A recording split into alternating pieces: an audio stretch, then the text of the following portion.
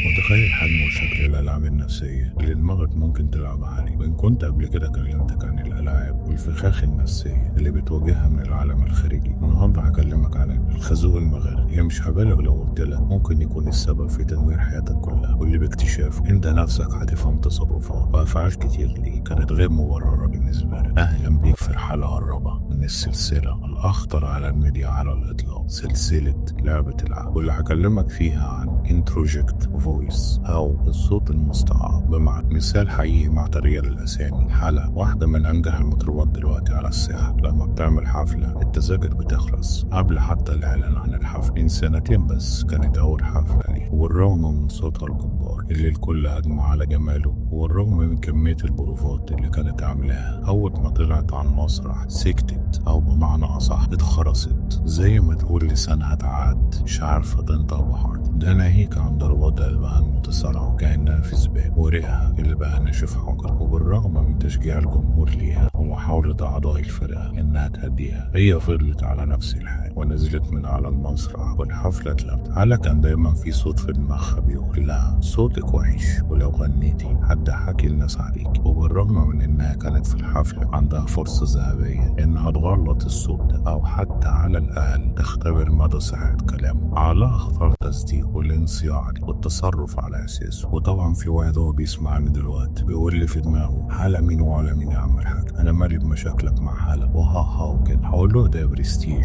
وركز معايا. الصوت اللي كان في دماغ حالة هو في الحقيقة صوت جوه دماغي ودماغك ودماغ كل واحد فيه. ومش هبالغ لو قلت لك خطورته تضاهي خطورة الأمراض الخبيثة، لأنه قادر يعيد تشكيل دماغك، قادر يغير من طريقتك وأسلوبك وردود أفعالك تجاه كل حاجة حواليك، قادر يفضل يكلمك حتى من غير ما أنت تسمع صوت. عارف الحاجة أو المشروع اللي ابتديت فيه بقوة وحماس وكان عندك استعداد تهرش الحديد عشان تكمله، وفجأة بقيت شايف كل ناموس معدية من قدامك هي عقبة كبيرة في طريقك. ما سألتش نفسك هل أنا فعلا شخص عاقل، أو ما عنديش تحمل مسؤولية، أو غير جدير بتحقيق النجاح معاه، ولا في سبب تاني؟ طب عارف البنت اللي كنت هتموت وتكلمها، وفي كل مرة تاخد القرار تقف على آخر لحظة وتلاقي حاجة بتمنعك، في حين إنها مش إليسا يعني، والوصول ليها والكلام معاها أسهل من الراجل بتاع العيش اللي بيوقفك طابور طويل عشان تاخد لك رغيفين. طب عارف مقابلة الشغل اللي رحتها وانت قلقان ومتوتر وما نمتش ليلتها، في حين انك اكيد مش رايح تقدم في ناسا وعادي انك تترفض، مش حوار يعني. طب عارف لما تحب حد ويبتدي يقرب منك فانت تلاقي نفسك عمال بتلبس قناع ورا قناع علشان تبان قدامه في احسن صورة، في حين ان ده جرم كبير بترتكبه في حق نفسك اولا قبل اي حد، وبتاخد موقف عقوبته المؤجلة كبيرة جدا. خد الزغلول الكبير بقى. عارف المشروع اللي انت بدأته بحماس وبعدين سبته، ده صوت كان في دماغك قالك انك هتفشل حتى لو ما سمعتوش، ومخك ابتدى يتصرف على ده الاساس ويقلل دوافينك وشهيتك تجاه السكة دي علشان يتفادى الفشل. وعارف اليسا اللي ما كانش فيه اي سبب منطقي يخليك ما تكلمهاش، كان في صوت في دماغك بيقولك انت فاسي هتبصلك على ايه؟ وعارف ناسا اللي كنت متوتر وانت رايح تقدم فيها، كان في صوت عمال يقولك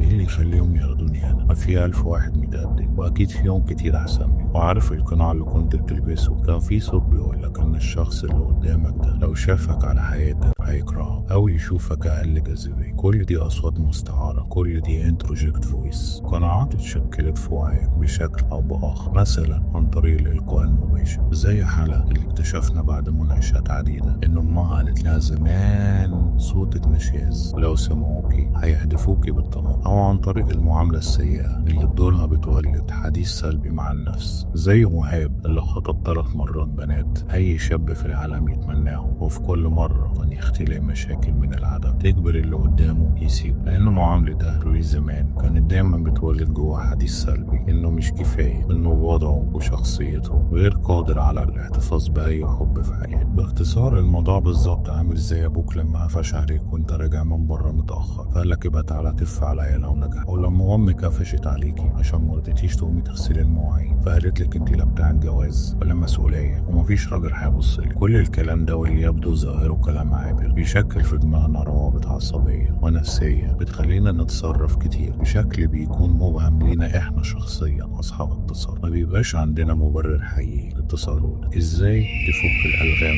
الموضوع بسيط جدا ومعقد جدا. بسيط لو انت نفذت اللي هقوله لك ده، ومعقد لو انت استظهرت الخطوات البسيطه اللي هقولها لك، وليك حريه الاختيار. اولا، لو الصوت اللي في دماغك مسموع، زي مثلا لو لقيت حد بيتكلم عن فكره او مشروع او حتى عامل حاجه ناجحه وانت الفكره عجبتك وقررت تعمل زيها، وبعدين لقيت الصوت في دماغك بيقول لك انت مش هتنجح زي، مش معنى ان هو نجح فيها انت كمان هتنجح. ساعتها لازم تسال نفسك الصوت ده جاي منين. لو رديت على نفسك قلت لها اقول لك منين وما تزعليش، في الحاله دي تركن حسك الكوميدي صف تاني عشان الونش يجي يشيل. هتقول لنفسك الصوت ده جاي منين، وكون الفكره دي بناء على ايه، وليه انا ما بقاش زيه، وتبتدي تتناقش مع الفكره دي وتكون رايك الخاص عنها بمنتهى الحياديه. ووارد فعلا تكون انت غير مؤهل للموضوع ده، وركز في كلامي بقول وارد، بس حتى في الحاله دي انت برضه كسبان علشان انت عودت دماغك تفلتر اي فكره بشكل منطقي. ثانيا، لو الصوت ده مش مسموع هتعرف ازاي؟ هتلاقي نفسك بتاخد فعل او رد فعل عملي او تحسسي. عملي زي انك مثلا بتأجل كورس انت عارف لو درسته هيغير حياتك بشكل كبير ويفتح لك سكك ويخلق لك فرص. او تحسسي زي انك وانت رايح مقابلة شغل او رايح تلاقي الموزة اللي عجبك فتلاقي قلبك بيدق جامد وبتاخد نفسك بصعوبة. في الحالات دي لازم تعرف على طول ان مخك بيقول حاجة لجسمك خليته يتصرف على ده الاساس، خليته يتكسل على عمل الشيء الصح